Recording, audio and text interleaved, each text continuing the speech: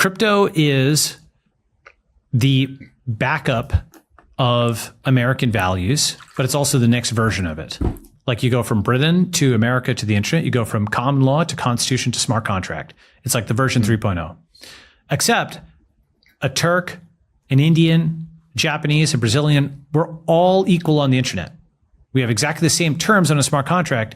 You might be a second-class citizen in America on an H-1B, but you're a first-class citizen on the internet with TCP/IP, so you don't need the H-1B visa if you have the TCP/IP visa. So just that alone gives rule of code, global rule of code, that replaces rule of law. At least half, it gives the digital part. So the question is, can you get the physical part? Can we print out the cloud onto the land? Just like we've got a Google Doc, we can print that out. Just like you've got an Amazon shopping cart, you print that out to your front door. Or you've got an Uber and you print out the car, in a sense, to your front door, right?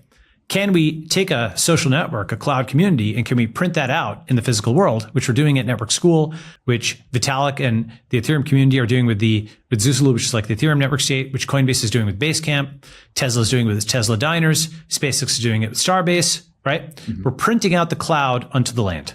That is how, like, just like Christianity was what survived after Rome, and eventually it led to a rebooted civilization, the internet survives after the West hits sovereign debt crisis and frankly collapses, and we can reboot civilization like the mammals arising after the meteor hits the dinosaurs. And that's the point of crypto is, crypto anarchy is not full anarchy, fortunately, because at least there's some rule of law in the cloud. There's some property rights, there's some identity, and so on. Even if the physical world is totally anarchic, the digital world at least has some order.